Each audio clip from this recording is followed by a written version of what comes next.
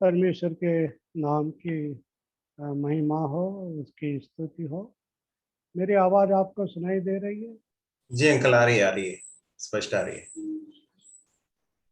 परमेश्वर ने हमारे जीवन में एक और ये अवसर दिया कि हम परमेश्वर की उपस्थिति में बैठकर उसकी महिमा के गीत गाएं, प्रार्थना करें और उसके वचनों पर हम विचार करें। हमने हम हर शुक्रवार को प्रेरितों के काम की पुस्तक से अध्ययन करते आ रहे हैं, लेकिन आज का जो बाइबल अध्ययन है वो थोड़ा हटकर है। यद्यपि हम प्रेरितों के काम में से भी कुछ अध्याय कुछ भागों को हम देखेंगे, लेकिन आज प्रेरितों के काम की पुस्तक पर हम मनन नहीं करेंगे। थोड़ा अलग विषय आज है। और जैसा कि पिछले दिनों में प्रेरितों के काम की पुस्तक पर हम अ, विचार कर रहे थे प्रभु के लोगों के द्वारा, और हमने एक बात मुख्य रूप से देखी थी कि उस समय के जो आरंभिक मसीह थे या प्रथम शताब्दी की जो कलीसिया के जो विश्वासी लोग थे, उन्होंने सताओं का सामना भी उस समय कर रहे थे। लेकिन एक बात हम देखते देखते हैं कि उन्होंने अपनी उस परिस्थिति को का बदलने का इंतजार नहीं किया या परिस्थिति को अपने अनुकूल होने का इंतजार नहीं किया, बल्कि हम वहाँ पर पढ़ते और देखते हैं कि उन्होंने सभी परिस्थितियों में रहकर परमेश्वर की महिमा की, परमेश्वर को आदर दिया और उस परिस्थिति में भी वो लोग खड़े रहे। सो आज का विषय और आज का जो अध्ययन है उसका विषय यही है कि हर परिस्थिति में भी रहकर, चाहे वो हमारे अनुकूल हो या ना हो, विपरीत परिस्थिति में भी रहकर हम प्रभु की सेवा कर सकते हैं, प्रभु के लिए हम खड़े रह सकते हैं और उसका कार्य हम कर सकते हैं। इसी को इसी विषय पर हम विचार आज हम करेंगे। इसलिए हम प्रेरितों के काम की पुस्तक और उसका चौथा अध्याय निकालें, अध्याय 4। कोई भाई मेरे पढ़ने में मदद करे। चौथा अध्याय, 4 अध्याय, उसकी 29 आयत से लेकर 31 आयत तक, 29, 30, 31 को पढ़ ले। अब हे प्रभु, उनकी धमकियों को देख और अपने दासों को यह वरदान दे कि तेरा वचन बड़े हियाव से सुनाए और चंगा करने के लिए तू अपना हाथ बढ़ा, कि चिन्ह और अद्भुत काम तेरे पवित्र सेवक यीशु के नाम से किए जाए। जब वे प्रार्थना कर चुके तो वह स्थान जहां वे इकट्ठे थे हिल गया और वे सब पवित्र आत्मा से परिपूर्ण हो गए और परमेश्वर का वचन हियाव से सुनते रहे। यहाँ पर हम देखते हैं कि किस प्रकार उस समय उन विश्वासियों को जो प्रभु के का प्रचार कर रहे थे, उनको उन लोगों ने पकड़ा, उन्हें डांटा, उन्हें फटकारा और उनसे कहा कि आगे से अब इस विषय पर तुम कोई बात नहीं करना। लेकिन यहाँ पर हम देखते हैं कि वे प्रभु के जो लोग थे, वे परमेश्वर से प्रार्थना कर रहे थे और ये कह रहे थे कि हे प्रभु, तू उनकी धमकियों को देख और हमें और हिम्मत और साहस दे कि हम इस परिस्थिति में भी रहकर तेरी महिमा और अधिकाई से हम कर सकें। तो यहाँ पर हम देखते हैं कि उन्होंने परमेश्वर से अपनी परिस्थितियों को बदलने का आग्रह नहीं किया या परिस्थितियों के बदलने का इंतजार नहीं किया या परिस्थिति को बदलने का के लिए प्रार्थना उन्होंने नहीं की, बल्कि परमेश्वर से वे और सामर्थ्य मांगते हैं, शक्ति मांगते हैं कि प्रभु और हमें अनुग्रह दे, हमें शक्ति प्रदान करे और हमारी सहायता करे कि हम बड़े हियाव के साथ वचन को प्रचार करते रहें और आपकी महिमा करते रहें। आगे भी हम देखते हैं प्रेरितों का उसका 8वां अध्याय, प्रेरितों का काम 8वां अध्याय, उसकी पहली 4 आयत। प्रेरितों का काम 8वां अध्याय, पहली 4 आयत। उसी दिन यरूशलेम की कलीसियों पर बड़ा उपद्रव होने लगा और प्रेरितों को छोड़ सब के सब यहूदिया और सामरिया देश में तितर बितर हो गए और भक्तों ने स्तुफनुस को कब्र में रखा और उसके लिए बड़ा विलाप किया। शाऊल कलीसिया को उजाड़ रहा था और घर घर घुसकर पुरुषों और स्त्रियों को घसीट घसीट कर बंदीगृह में डालता था। जो तितर बितर हुए थे वे सुसमाचार सुनाते हुए फिरे। यहाँ पर हम देखते हैं कि स्तिफनुस के कारण जो बड़ा उपद्रव हुआ, उसके कारण सारे विश्वासी जो है वे तीतर बितर हो गए।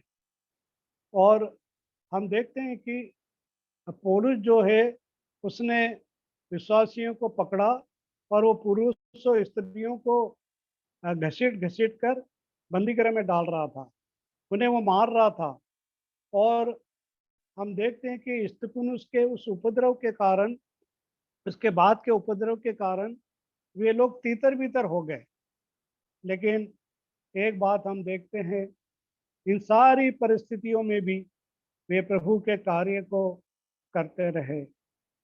सताव उनके जीवन में आया, क्लेश उनके जीवन में आया, घसीटे गए, मारे गए, तीतर बितर हो गए, उन्हें अपना घर बार छोड़ना पड़ा, खाने पीने की समस्या उनके जीवन में आई। लेकिन उस विपरीत परिस्थिति में भी वो प्रभु यीशु के लिए खड़े रहे, वचन को प्रचार करते रहे। उन्होंने उस समय परिस्थिति को बदलने का या सामान्य होने का और या अपने अनुकूल होने का इंतजार नहीं किया, या उसके लिए वो खड़े नहीं रहे। लेकिन उस परिस्थिति में भी वे प्रभु की सेवा करते रहे। और जैसा कि हम देखते हैं, जब खाने पीने की समस्या आई और जब कई लोगों ने कहा कि दिन प्रतिदिन की सेवा में हमारी विधवाओं की सुधि नहीं ली जाती है, जब ये समस्या उनके सामने आई तो उन्होंने प्रभु के कार्य को रोका नहीं। उन्होंने ये कहा कि ये अच्छा नहीं कि हम सुसमाचार प्रचार करना छोड़कर खाने पीने की सेवा में रहें। इसलिए उन्होंने कुछ व्यक्तियों को इस काम के लिए ठहरा दिया कि वो इस काम को करें। लेकिन उन्होंने सुसमाचारी सेवा को रोका नहीं। यदि हम उनके स्थान पर होते तो शायद हम अपने इस कार्य को, सुसमाचारी सेवा को, कार्य को स्थगित कर सकते थे थोड़े समय के लिए, जब तक ये समस्या ठीक नहीं हो जाती, और उसके बाद फिर हम उस कार्य को करते प्रभु की। लेकिन उन्होंने ऐसा नहीं किया। समस्या जरूर आई, सताव जरूर आया जीवन में, घसीटे गए, मार डाले गए, तितर बितर हो गए, लेकिन वे उस परिस्थिति में भी खड़े रहकर प्रभु की महिमा, प्रभु की सेवा और उसकी स्तुति अपने जीवन के द्वारा करते रहे। कहने का तात्पर्य ये कि प्रभु की सेवा या प्रभु का कार्य केवल अनुकूल परिस्थितियों में ही नहीं किया जा सकता, बल्कि हर परिस्थिति में, जैसा हमें प्रभु परिस्थिति में रखे, स्थिति में रखे, उस हर परिस्थिति स्थिति में प्रभु की महिमा की जा सकती है, प्रभु की सेवा की जा सकती है। जैसा कि हम एक वचन और पढ़ते हैं इसी प्रेरितों के काम की पुस्तक में, इसका 16 अध्याय, प्रेरितों के काम की पुस्तक उसका 16 अध्याय, उसकी 23, 24 और 25 आयत। प्रेरितों का काम 16 अध्याय 23, 24, 25 आयत। बहुत बेंत लगवाकर उन्होंने उन्हें बंदीगृह में डाल दिया और दरोगा को आज्ञा दी कि उन्हें चौकसी से रखे। उसने ऐसी आज्ञा पाकर उन्हें भीतर की कोठरी में रखा और उनके पांव काठ में ठोक दिए। आधी रात के लगभग पौलुस और सीलास प्रार्थना करते हुए परमेश्वर का भजन गा रहे थे और कैदी उनकी सुन रहे थे। यहाँ पर हम पौलुस और सीलास के जीवन को देखते हैं। बहुत बेंत लगवाकर उन्हें बंदीगृह में डाल दिया और उनके पाँव जो थे वो काठ में ठोक दिए। वो कोई बेतें धीरे से नहीं लगाई गई, उनको जो बेत मारी गई वो धीरे नहीं मारी गई, लेकिन पूरी ताकत से और गुस्से और क्रोध के साथ उनके शरीरों पर बेतें मारी गई, पीठ पर बेतें मारी गई। और यदि उस समय हम होते या उनके कपड़ों को उठाकर देखते तो निशान, बेतों के निशान हमें दिखाई देते। और उन्हें बंदी गृह में डाल दिया और उनके पांव काट में ठोक दिए। इस परिस्थिति में भी हम क्या पढ़ते हैं 25 आयत में कि आधी रात को पौलुस और सीलास परमेश्वर के भजन गा रहे हैं, परमेश्वर की स्तुति कर रहे हैं, परमेश्वर की महिमा वो कर रहे हैं। प्रियजनों, कितनी अद्भुत बात यहाँ पर हम देखते हैं। यदि हम उनके स्थान पर होते या उनकी जगह पे होते तो हम अपने दर्द का या अपने घावों का रोना रोते रहते, या हम किसी न किसी तरह से वहाँ से अपने आप को छुड़ाने का प्रयत्न करते। लेकिन ऐसा उन्होंने नहीं किया, अपने आप को छुड़ाने का प्रयत्न नहीं किया, सुबह होने का इंतजार नहीं किया, और उस अपने घावों को केवल सहलाते वो नहीं रहे, या अपने दुखों के बारे में चर्चा उन्होंने बिल्कुल भी नहीं की, दर्द के बारे में बिल्कुल चर्चा नहीं की। लेकिन हम क्या देखते हैं, वे भजन गा रहे हैं। क्या प्रियजनों, ऐसा हो सकता है क्या? यदि हम थोड़ा विचार करें, थोड़ा सोचें तो ये एक बहुत कठिन है, बहुत एक कठिन और कठिन से भरा ये कार्य है। इसको सहज रीति से नहीं किया जा सकता। मार खाने के बाद तो केवल आंसू हमारे जीवन में आते हैं और तकलीफ और दर्द हमको महसूस होता है। लेकिन यहाँ हम देखते हैं पौलुस और सीलास आधी रात को, जबकि उनको सो जाना चाहिए था, इतनी मार खाने के बाद आराम से उनको नींद लेना थी, लेकिन उन्होंने ऐसा नहीं किया। उस परिस्थिति में भी वे आधी रात को परमेश्वर की महिमा कर रहे हैं, परमेश्वर का भजन गा रहे हैं और उसकी स्तुति कर रहे हैं। वहाँ पर हम देखते हैं कि उन्होंने अपने परिस्थिति को बदलने का इंतजार नहीं किया, या परिस्थिति अपने अनुकूल होने के लिए वो बैठे नहीं रहे, लेकिन उस कठिन दुख में भी, बेते खाने के बाद भी वे प्रभु की महिमा कर रहे। और हम देखते हैं कि इसके द्वारा परमेश्वर ने एक अद्भुत कार्य किया। वहाँ का जो सूबेदार था वो अपने परिवार के साथ प्रभु पर विश्वास लाया और वो पूरा परिवार बच गया। तो इस प्रकार हम देखते हैं कि जब इस प्रकार से हम दुखों में भी, विपरीत परिस्थिति में भी प्रभु के लिए खड़े रहते हैं, प्रभु के लिए काम आते हैं, तो प्रभु भी हमारे द्वारा कई लोगों को आशीषित करता है, जैसा कि इनके द्वारा परमेश्वर ने वो सूबेदार को आशीषित किया। जब सूबेदार ने ये सब कुछ देखा तब वो भी प्रभु पर विश्वास लाया और उन्हें बाहर निकाला, उनके घावों को धोया और अपने पूरे घराने समेत उसने बपतिस्मा लिया। तो कहने का तात्पर्य यह है कि उस समय के उनके उनके दुख और उनके जो घाव शरीर में थे, जो तकलीफ उनके जीवन में थी, शरीर में थी, वो भी प्रभु के कार्य से, प्रभु की सेवा से और प्रभु की महिमा करने से उनको रोक नहीं सकती। आज हम ये नहीं कह सकते कि हमारे जीवन में दुख है, तकलीफ है, परेशानी है, या हम लोगों के द्वारा मारे गए, या हमें अपमानित किया गया इसलिए हम चुप बैठ जाएं, या हम ऐसे ही खड़े रहें। नहीं, हम भी इस परिस्थिति में भी, हर परिस्थिति में भी प्रभु की महिमा कर सकते हैं, प्रभु को धन्यवाद दे सकते हैं। आगे और हम बढ़ते हैं और हम हबक्कूक के जीवन में कुछ बातें देखते हैं। हबक्कूक की पुस्तक, उसका 3रा अध्याय, उसकी 17 और 18 आयत।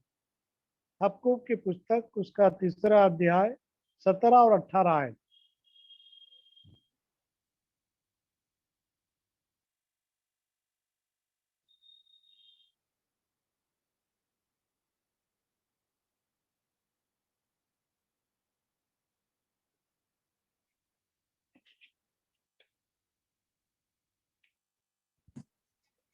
आपको की पुस्तक क्योंकि 17 और 18 आयत में। हाँ, क्योंकि चाहे अंजीर के वृक्षों में फूल न लगें और न दाखलताओं में फल लगें, जलपाई के वृक्ष से केवल धोखा पाया जाए और खेतों में अन्न न उपजे, भेड़शालाओं में भेड़ बकरियां न रहें और न थानों में गाय बैल हों, तो भी मैं यहोवा के कारण अति आनंदित और मगन रहूंगा और अपने उद्धारकर्ता परमेश्वर के द्वारा अति प्रसन्न रहूंगा। धन्यवाद। यहाँ पर हम हबक्कूक के जीवन से देखते हैं। हबक्कूक कहता है कि वृक्षों में फूल या फल ना हो, भेड़शाला में भेड़ बकरियां नहीं हो, गाय बैल नहीं हो, कुछ भी नहीं हो, फिर भी हबक्कूक कहता है कि मैं परमेश्वर के कारण आनंदित और मगन रहूंगा। उसके आनंद का जो आधार था, उसकी खुशी का जो माध्यम था, जो आधार था, वो फल फूल नहीं थे, वो गाय बैल नहीं थे, बल्कि स्वयं परमेश्वर उसके आनंद का विषय था, उसके आनंद का आधार था। और उस परिस्थिति में भी आपको कहता है कि मैं परमेश्वर के कारण आनंदित रहूंगा। प्रियजनों, कितने आनंद की और कितने आश्चर्यजनक बात हम यहाँ पर आपको के जीवन से देखते हैं। यदि आज हमारे घर में तेल खत्म हो जाए, दाल खत्म हो जाए या और कोई चीज़ खत्म हो जाए तो हम बड़ी चिंता में पड़ जाते हैं और किसी न किसी तरह से जल्दी से हम उसका इंतज़ाम करते हैं। लेकिन हम हबक्कूक को ऐसा करते हुए नहीं देखते हैं। हबक्कूक कहता है कि कुछ भी नहीं होने के बाद भी मैं परमेश्वर के कारण आनंदित रहूंगा। क्या प्रियजनों, यदि हमारे किचन में डब्बे खाली हो या कुछ भी नहीं हो, या एक टाइम का भोजन नहीं हो, या कुछ चीज़ खत्म हो जाए, तो क्या हम ऐसी स्थिति में भी आनंदित रहेंगे? क्या हमारे आनंद का आधार, हमारे जीवन का आधार क्या परमेश्वर है? और नहीं तो हबक्कूक के जीवन से हम ये बात अपने जीवन में सीख सकते हैं कि चाहे कुछ भी नहीं हो तो भी हम परमेश्वर के कारण आनंदित रहेंगे, परमेश्वर के कारण खुश रहेंगे और हमारे आनंद और हमारी खुशी का विषय वस्तुएं नहीं, लेकिन परमेश्वर होना चाहिए या परमेश्वर होगा। सो इस बात को ध्यान में रखते हुए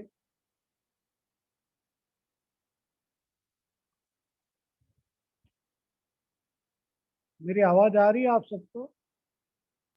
हाँ, अभी आ रही है अंकल। अच्छा,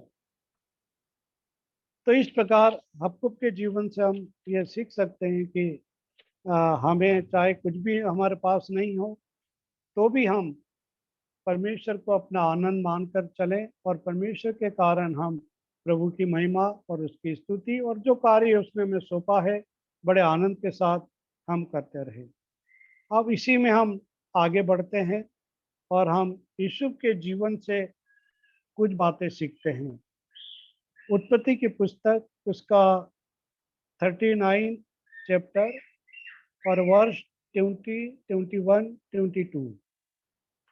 उत्पत्ति की पुस्तक 39 अध्याय 20, 21 और 22 आए। और यूसुफ के स्वामी ने उसको पकड़कर बंदीगृह में, जहां राजा के कैदी बंद थे, डलवा दिया। अतः वह उस बंदीगृह में रहा, पर यहोवा यूसुफ के संग संग रहा और उस पर करुणा की, और बंदीगृह के दरोगा के अनुग्रह की दृष्टि उस पर हुई। इसलिए बंदीगृह के दरोगा ने उन सब बंदियों को जो कारागार में थे यूसुफ के हाथ में सौंप दिया, और जो जो काम वे वहां करते थे वह उसी की आज्ञा से होता था। हम यूसुफ के जीवन में से कुछ बातें यहाँ पर सीखते हैं, देखते हैं कि यूसुफ ने अपने जीवन को महत्वपूर्ण बनाने के लिए कैद खाने से छुटकारे का इंतजार नहीं किया। लेकिन कैद में रहते हुए भी परमेश्वर के लिए उसके पास एक सेवा को हम देखते हैं। हमने अभी क्या पढ़ा कि परमेश्वर यूसुफ के साथ था और यूसुफ परमेश्वर के साथ था। और वहाँ का जो अफसर था उसने उसे इस काम पर लगाया कि वो अन्य कैदियों की देखभाल करे या उनके ऊपर कंट्रोल रखे। तो वहाँ पर भी हम देखते हैं कि यूसुफ के लिए परमेश्वर की एक सेवा थी और वो सेवा को ईमानदारी के साथ करता रहा। परिस्थिति उसके अनुकूल नहीं थी। वो अपने घर से बहुत दूर अकेला था। उसके माता पिता, भाई बहन सब छूट गए थे। कोई भी उसके साथ नहीं था। वो वहाँ पर अकेला था, अकेली परिस्थिति में था। और उस समय की जो जेलें होती थी वो एक तरह से अ, एक तरह से मृत्यु दंड होता था। मरने तक कैदी वहाँ पर रहता था। राजा की यदि कृपा हुई तो ठीक है, उसे उनको आज़ाद कर दिया जाता था। नहीं तो मृत्यु के दिन तक वे लोग एक कैदी के रूप में वहाँ पर रहते थे। तो यूसुफ को कोई आशा नहीं थी और उसके लिए कोई आशा हम नहीं देखते कि वो वहाँ से जीवित निकल पाएगा। और न केवल न उसने अपने जीवन को एक महत्वपूर्ण बनाने के लिए कैद से छुटकारे का इंतजार किया, या वो बैठा नहीं रहा या उदास नहीं रहा। यदि हम उसके जगह होते, यदि हम उसके स्थान में होते तो शायद हो सकता है कि हम चुपचाप पड़े रहते, कैद में पड़े रहते हम, और उदास रहते, बीमार रहते, और किसी न किसी तरह से वहाँ छूटने का प्रयत्न हम करते। लेकिन यूसुफ ने ऐसा कुछ नहीं किया। उसने परिस्थितियों को बदलने का इंतजार नहीं किया, लेकिन जो भी सेवा प्रभु ने उसे वहाँ पर सौंपी थी, उसे बड़ी विश्वासयोग्यता के साथ, ईमानदारी के साथ वो करता रहा। और अंत में हम देखते हैं कि प्रभु ने उसे वहाँ से छुटकारा दिया। न केवल छुटकारा दिया, बल्कि उस मिस्र देश का एक प्रधान, एक राजा परमेश्वर ने उसे बना दिया। यूसुफ ने कभी सोचा भी नहीं था, कभी उसके दिमाग में विचार भी नहीं आया था कि ऐसा भी मेरे जीवन में हो सकता है। लेकिन परमेश्वर ने किया। जब वो प्रभु के प्रति विश्वास योग्य रहा है, ईमानदार रहा, उस परिस्थिति में भी अपने परमेश्वर के लिए वो खड़ा रहा, तो परमेश्वर ने भी उसे छुटकारा दिया और उस देश का प्रधानमंत्री बना दिया। तो प्रियजनों, हम यहाँ पर एक बात और देखते हैं कि परमेश्वर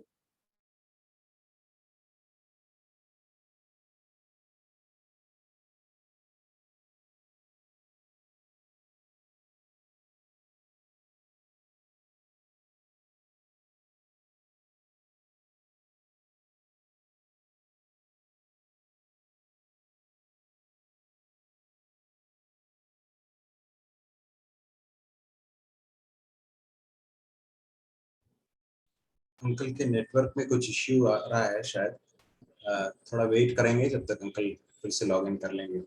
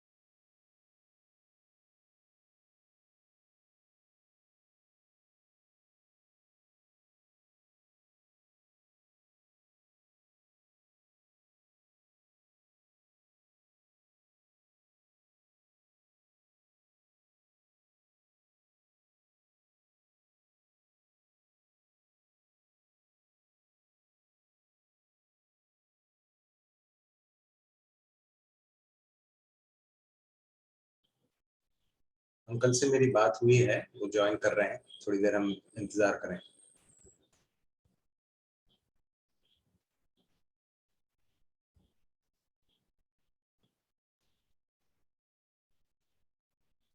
हर समय और हर हाल हर परिस्थितियों में भजूंगा अपने यीशु को मैं।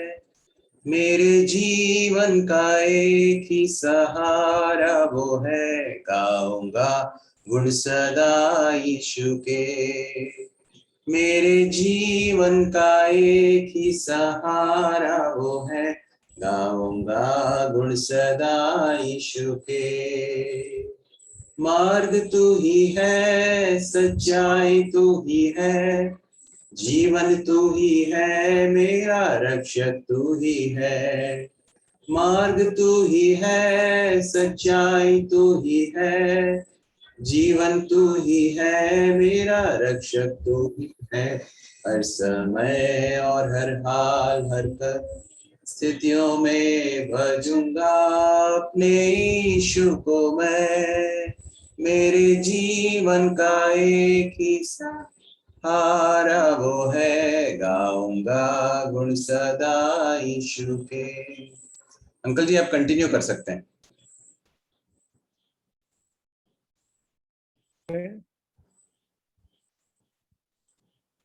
जी अंकल।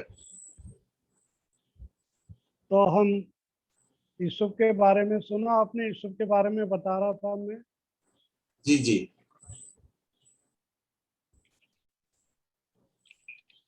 तो यूसुफ के जीवन से हम ये सीखते हैं कि कैदी के रूप में भी उसने छुटकारे का कोई इंतजार नहीं किया, चुपचाप नहीं बैठा रहा। अंकल जी आपका वीडियो है ना, वीडियो ऑफ कर देते हैं तो उससे क्या होगा कि आपका जो नेटवर्क है थोड़ा सा और बेहतर हो जाएगा। वीडियो ऑफ कर दीजिए। आप नहीं कर पा रहे तो मैं कर देता हूँ, मैं कर देता हूँ। वीडियो ऑफ कर। हाँ मैं कर दूंगा, आपका वीडियो ऑफ कर ठीक, देता हूँ ताकि आप मैसेज कंटिन्यू कर दीजिए। जी हाँ। या क्लियर है, बोलते जाइए। आगे हम दानियल के बारे में कुछ बातें, दानियल के जीवन से कुछ बातें हम सीखते हैं। दानियल की पुस्तक उसका 6ठा अध्याय उसकी 10 आयत। दानियल की पुस्तक उसका 6ठा अध्याय 10 आयत।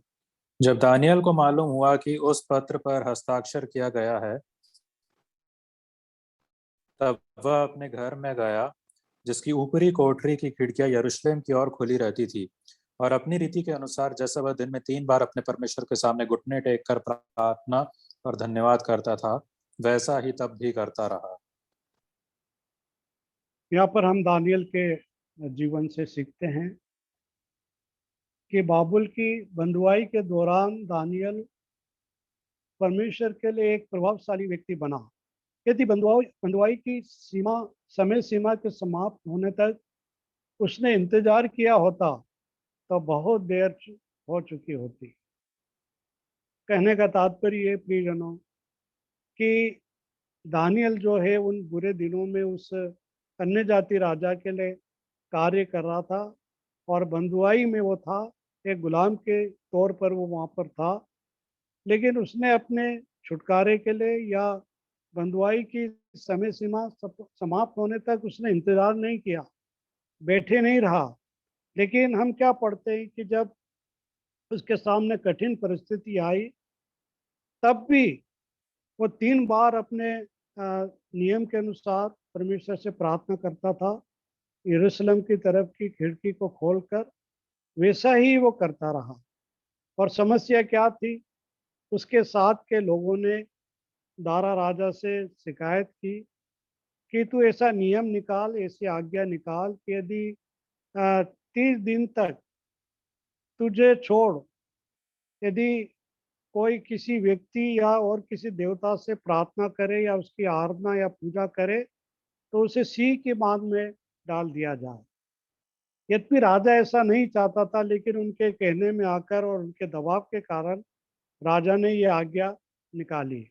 क्योंकि उस समय के जो दानियल के साथ जो लोग थे वो किसी न किसी तरह से दानियल से चिढ़ते थे, उससे जलते थे, इसलिए उसे गिराने की कोशिश करते थे या मार डालने की कोशिश करते थे। तो इसलिए राजा के पास वो इस प्रकार की आज्ञा को लेकर आए और राजा भी उनकी बातों को मानकर वो ये आज्ञा निकाल देता है कि हाँ, यदि कोई मुझे छोड़कर 30 दिन तक यदि कोई किसी व्यक्ति से या किसी और की आराधना करे या पूजा करे तो शेर के मान में डाल दिया जाए। और हम यहाँ पर क्या देखते हैं, जब दानियल को ये बात पता चली, जब ये बात मालूम पड़ी,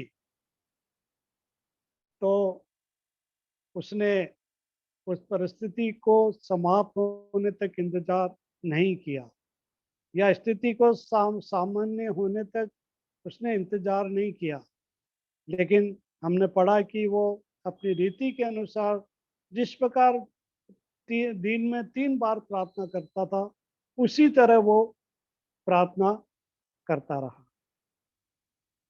यदि उसकी जगह यदि हम होते तो हम यही बोलते और यही सोचते कि अरे 30 दिन की तो बात है, 30 दिन यदि हम इस प्रार्थना को रोक देंगे तो क्या होगा?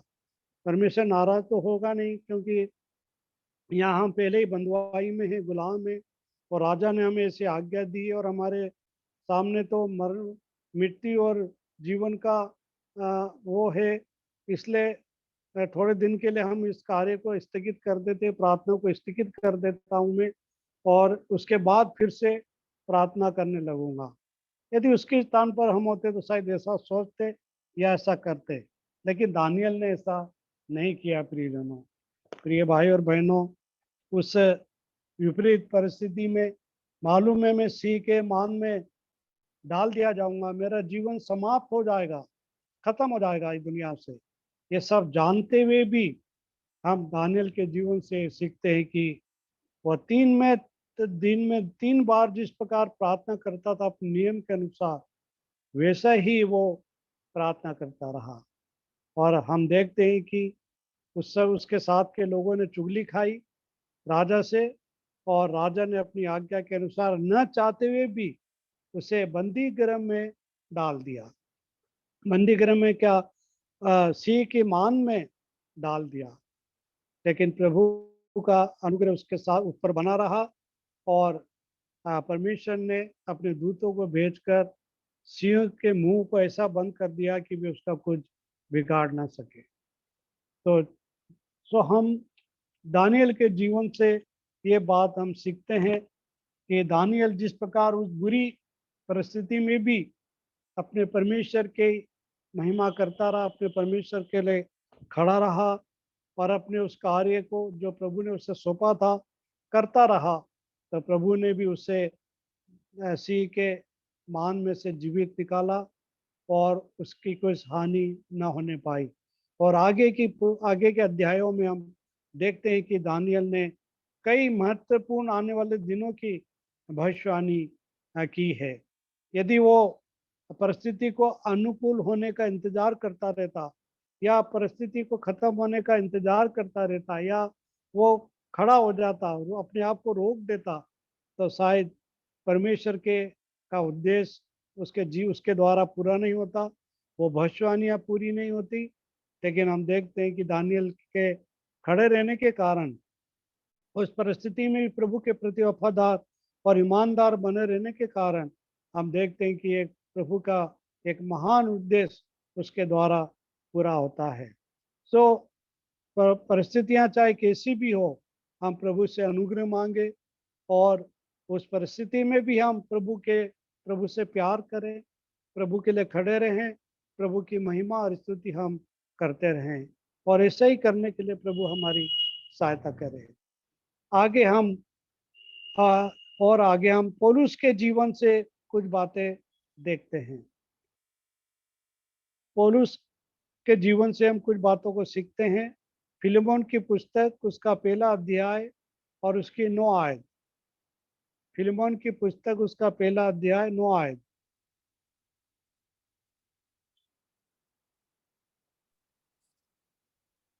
तो भी मुझ बूढ़े पौलुस को, जो अब मसीह यीशु के लिए कैदी है और यह और भी भला जान पड़ा कि प्रेम से विनती करूं।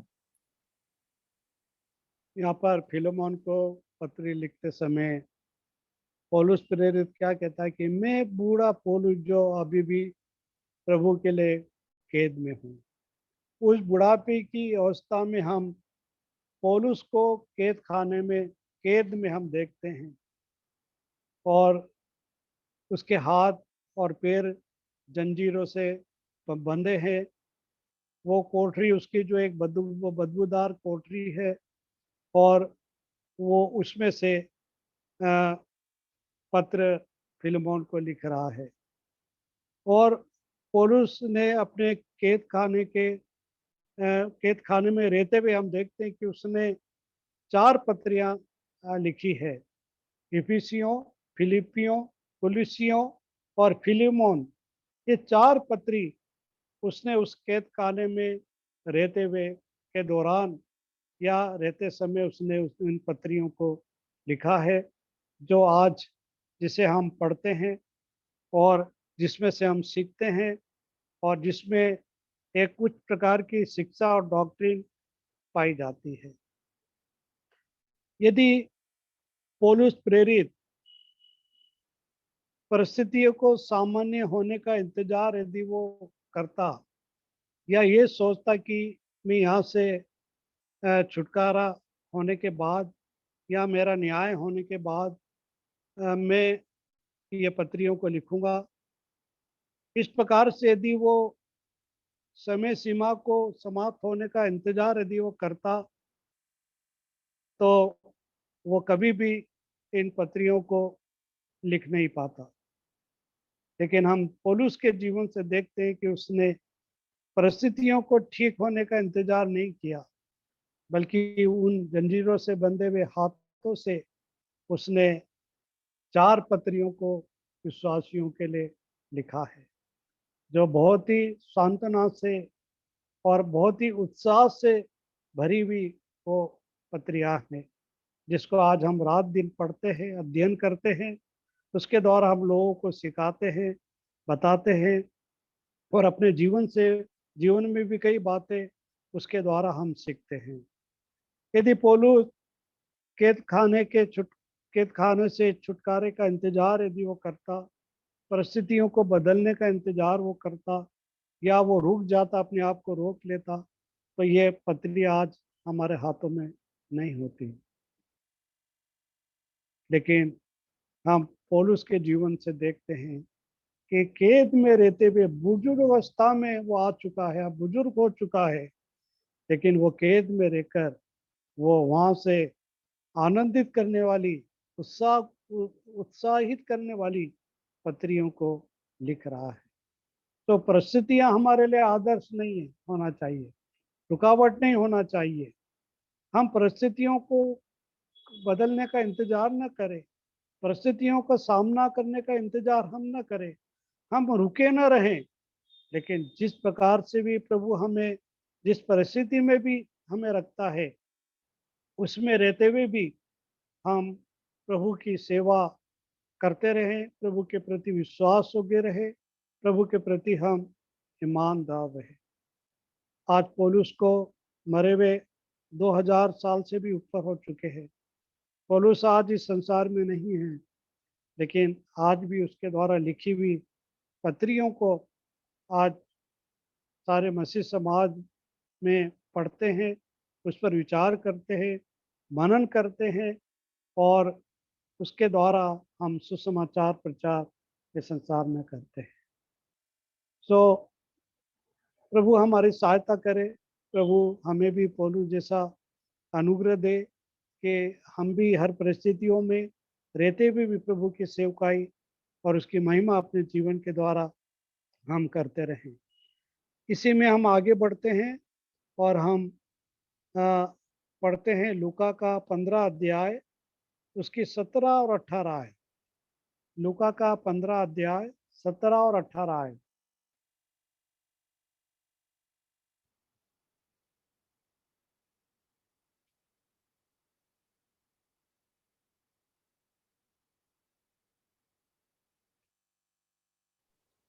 जब वह अपने आपे में आया तब कहने लगा कि मेरे पिता के कितने ही मजदूरों को भोजन से अधिक रोटी मिलती है और मैं यहाँ भूखा मर रहा हूँ।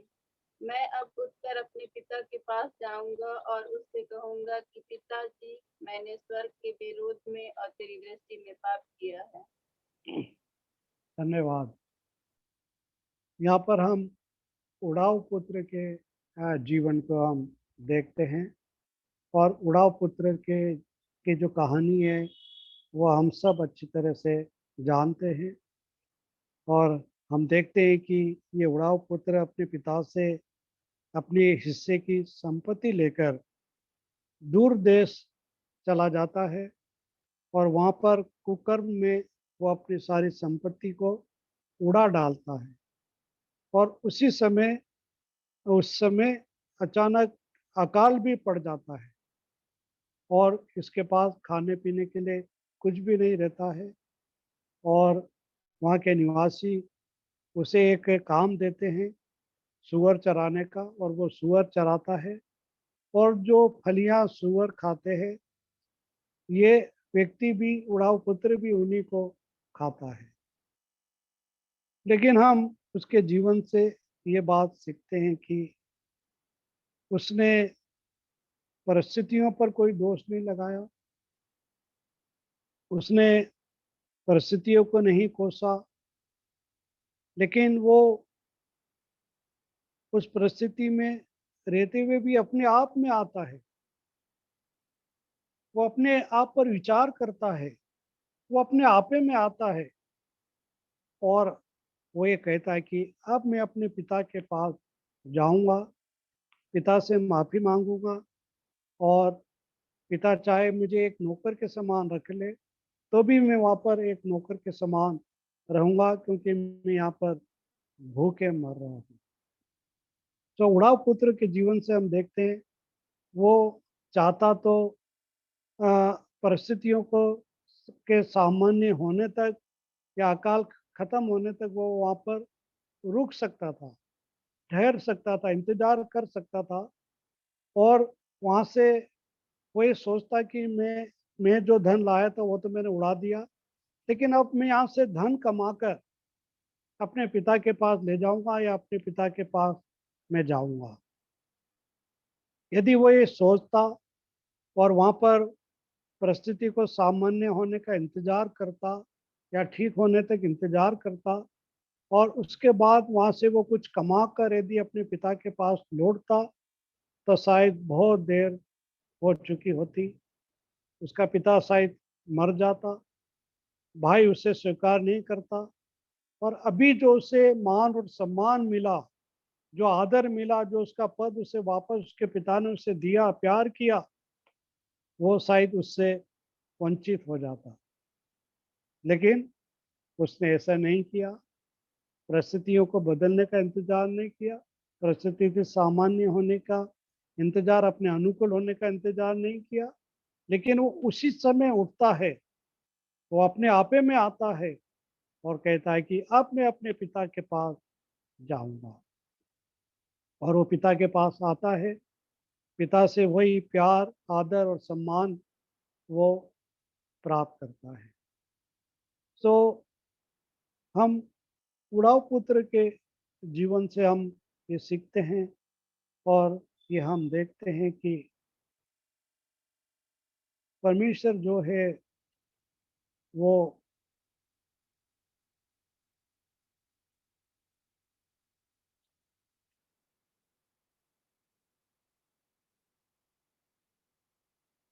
तो हम देखते हैं कि उसने परिस्थिति को सामान्य होने का इंतजार नहीं किया, ठीक होने का इंतजार उसने नहीं किया। वो अपने पिता को देखकर अपने पिता के पास जाने के लिए वो उठ खड़ा होता है और अपने पिता से वापस माफ़ी मांगकर वो अपने संबंधों को अपने पिता से वो ठीक कर लेता है। तो इस प्रकार हम आ, इस उड़ाव के पुत्र के जीवन से भी हम कई बातें सीखते हैं। जिस प्रकार उड़ाव पुत्र ने एक सच्चा पश्चाताप उसने किया वो पाप में गिर गया, वो अपने पिता से दूर हो गया, उसने अपने पिता के विरोध में पाप किया। लेकिन हम देखते हैं कि वो उस परिस्थिति में खड़ा नहीं रहा या परिस्थिति को बदलने का इंतजार उसने नहीं किया, बल्कि वो उठ खड़ा होता है, सच्चा पछतावा करता है, प्रभु से वो अपने माफ़ी मांगता है और वापस वो परमेश्वर के पास लौट आता है। तो उड़ाव के पुत्र के जीवन से हम ये देखते हैं यदि परिजनों जाने अनजाने में यदि कोई पाप हमसे हुआ हो या कोई गलती या का कोई गुनाह हमसे हुआ हो, तो हम अपनी परिस्थिति को स्थिति को बदलने का इंतजार हम न करते रहें और हम अपनी परिस्थितियों का अनुकूल होने का या सामान्य होने का इंतजार हम न करें, बल्कि हम उसी समय उठे, तत्काल हम उठे और परमेश्वर से हम अपने पापों के लिए माफ़ी मांगे, क्षमा मांगे और फिर से नए हृदय, नए मन को लेकर हम प्रभु के लिए खड़े रहें।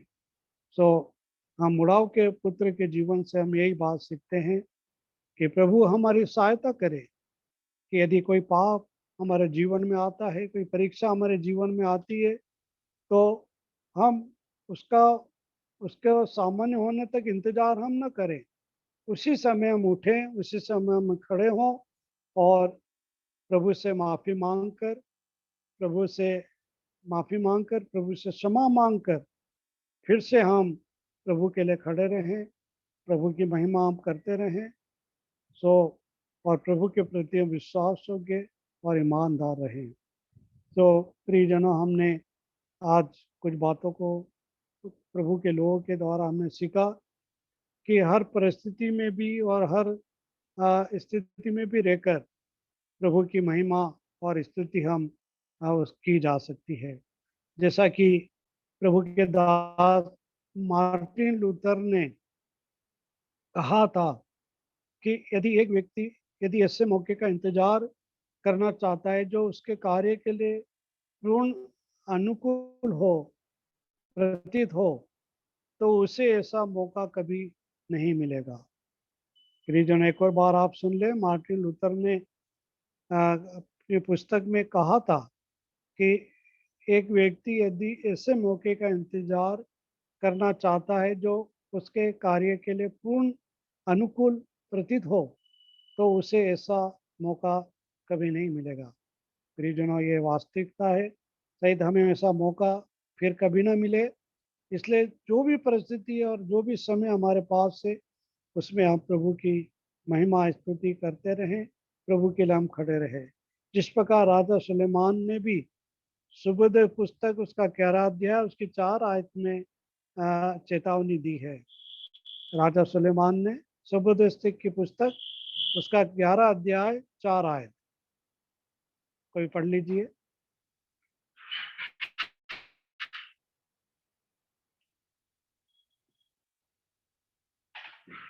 सुबोध की पुस्तक उसका 11 अध्याय 4 आयत।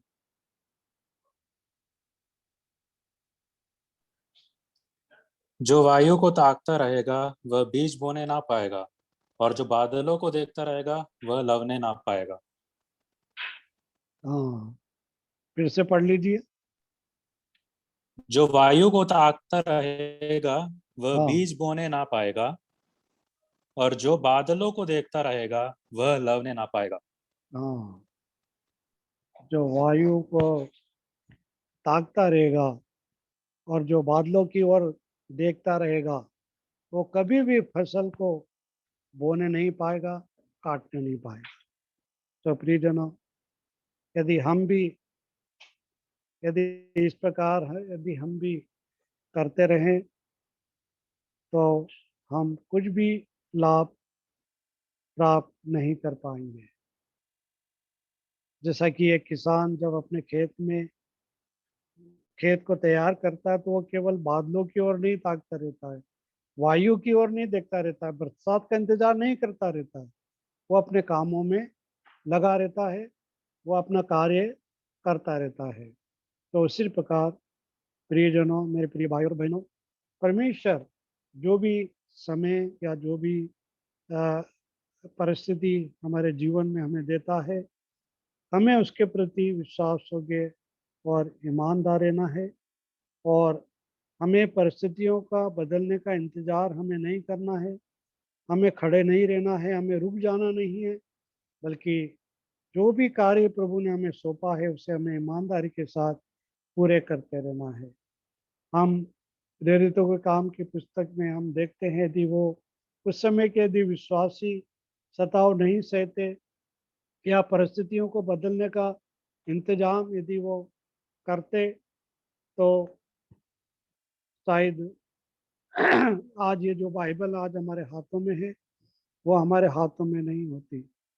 लेकिन उस समय के लोगों ने ऐसा नहीं किया, प्रभु के प्रति वफादार ईमानदार रहे। तो आज हम देखते हैं कि उनके द्वारा लिखी पत्रियां जो है या उनका द्वारा बिताया गया जो जीवन है, आज विश्वासियों को एक आदर्श है। और आज पूरे संसार में उनके कामों की चर्चा होती है, उनके द्वारा बाइबल आज जो हमारे हाथों में है आज पूरे संसार में पढ़ी जाती है। तो प्रभु इन वचनों को आशीषित करके हमें दे, हमारी सहायता करे, हमारी मदद करे। प्रभु के नाम की महिमा हो। कोई भी भाई प्रार्थना करके इस सभा को समाप्त करें।